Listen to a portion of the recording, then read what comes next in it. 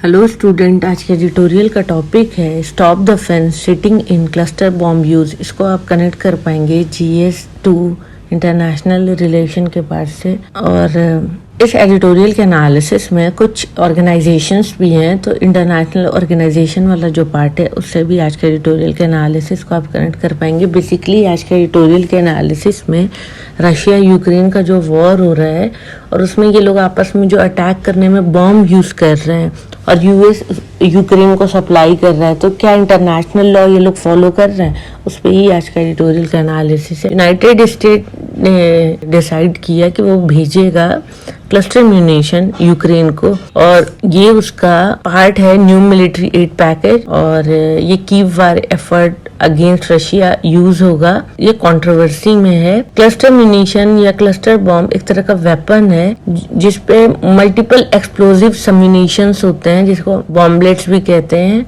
Air में ये होता है। सम्यूनिशन एक्सप्लोड करता है जब वो ग्राउंड को हिट करता है, और इससे बहुत लोग मर जाते हैं और ह्यूमैनिटी एट लार्ज को नेगेटिवली इम्पैक्ट करता है। बहुत सारे बॉम्बलेट नहीं ब्लो अप करते हैं एकदम से, लेकिन वो डोरमेंट में रहते हैं बहुत सालों तक, जिसे डूड रेट भी कहते हैं। और ये इनएक्टिव बॉम्बलेट एक तरीके का डेंजरस लैंडमाइन हो जाता है, जो सिविलियन पॉपुलेशन के लिए एक थ्रेट की तरह होता है, जिसमें बच्चे हैं, औरतें हैं, लंबे टाइम तक। ह्यूमन राइट वॉच के हिसाब से ये एक सिविल सोसाइटी ऑर्गेनाइजेशन है। इनका कहना है कि रशिया ने जो फुल स्केल इन्वेजन किया था यूक्रेन पर, क्लस्टर बॉम्ब इन्होंने यूज किया था यूक्रेन के खार्किव सिटीज में, जहां पर सैकड़ों सिविलियन डेथ हुई थी, डैमेज हुआ था सिविलियन के ऑब्जेक्ट का, जैसे कि होम है, हॉस्पिटल है, स्कूल है। अगर यूक्रेन इस डेंजरस वेपन को यूज करता है तो सिचुएशन और खराब हो जाएगी। क्लस्टर बॉम्ब की नोटोरियस हिस्ट्री रही है, इसका यूज सेकेंड वर्ल्ड वॉर में हुआ है। उस वक्त से अभी तक क्लस्टर बॉम्ब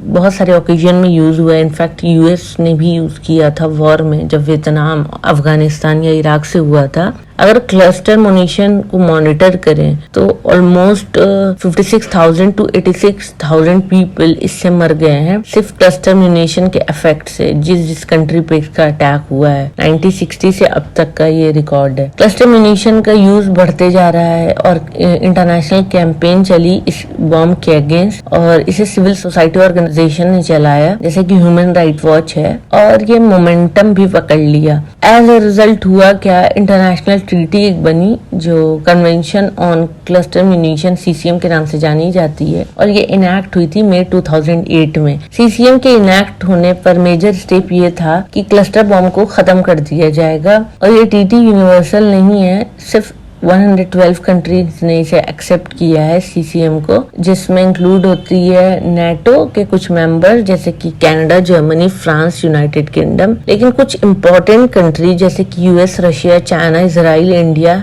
इन्होंने साइन नहीं किया CCM। यूक्रेन भी इम्पोर्टेंट एक मेंबर है जिसने साइन नहीं किया है। आर्टिकल 1 में, CCM के आर्टिकल 1 में इसका यूज बैन होता है, इस क्लस्टर म्यूनिशन बॉम्ब का, इसके प्रोडक्शन का, स्टॉक पाइलिंग का, या ट्रांसफर ऑफ क्लस्टर बॉम्ब। इस कन्वेंशन में आगे ऑब्लिगेट करते हैं कंट्रीज को कि वो डिस्ट्रॉय करें अगर उनके पास क्लस्टर म्यूनिशन का स्टॉक है, अगर वो अपने पोजीशन में रखे हुए हैं तो उसको डिस्ट्रॉय करें। और कंट्री लीगली बाउंडेड है कि वो डेवलप करे एक विक्टिम असिस्टेंस प्रोग्राम जो प्रोवाइड करा सके सपोर्ट, रिहैबिलिटेशन, जो क्लस्टर बॉम्ब के विक्टिम हैं उनके आसपास के, अगर वो जुरिस्डिक्शन में आ रहे हैं। अगर इस तरीके के इंटरनेशनल ट्रीटी हैं तो रशिया और यूक्रेन वायलेट क्यों कर रहे हैं इंटरनेशनल लॉ क्लस्टर बॉम्ब का यूज करके? कंट्रीज ठीक है कि वो CCM की सिग्नेटरी नहीं है, लेकिन उसके अलावा भी वो बाउंड है इंटरनेशनल लॉ को फॉलो करने के लिए जो बैन करता है क्लस्टर बॉम्ब। क्या ये करेक्ट नहीं है? इंटरनेशनल लॉ आर्म्ड कॉन्फ्लिक्ट में क्लियरली डिस्टिंग्विश किया गया है कॉम्बेटेंट एंड सिविलियन पॉपुलेशन में, and between civilian objects and military objectives में। तो यहाँ पर तो सिविलियन पे अटैक हो रहा है और सिविलियन के ऑब्जेक्ट्स वेस्ट हो रहे हैं, उनके खराब हो रहे हैं। इस रिगार्ड में अगर देखें तो fundamental customary international law norm जो है वो एप्लीकेबल है आर्म कॉन्फ्लिक्ट पर, और उसमें प्रोहिबिट किया जाता है किसी भी तरीके का इनडिस्क्रिमिनेट अटैक। अगर दूसरे शब्दों में समझें तो essential canon of international law है कि जो फोर्स यूज हो रहे हैं वो डिस्क्रिमिनेट हो और फोर्स स्पेशली टारगेट करे मिलिट्री ऑब्जेक्टिव्स को और ना कि सिविलियन को।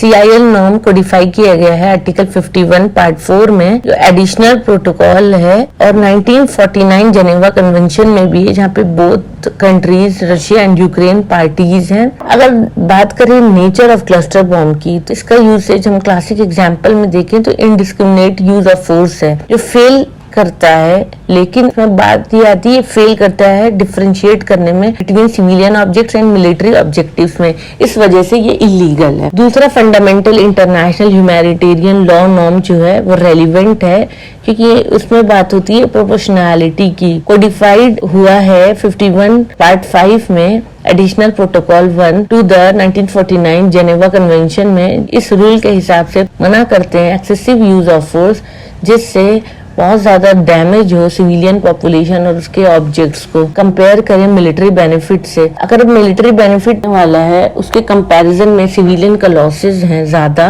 तो नहीं कर सकते आप इस तरह की एक्टिविटी। इस फैक्ट के हिसाब से क्लस्टर बॉम्ब इनहेरेंटली इनडिस्क्रिमिनेट है और हार्म कर रहा है सिविलियन को, और जो इसका अमाउंट यूज हो रहा है वो डिस्प्रोपोर्शनेट यूज ऑफ फोर्स है, इस वजह से इलीगल है। अगर इन शॉर्ट समझे तो रशिया और यूक्रेन सिग्नेटरी नहीं है CCM के, लेकिन जिस तरह से वो लोग क्लस्टर बॉम्ब यूज कर रहे हैं वो वायलेट कर रहा है इंटरनेशनल लॉ।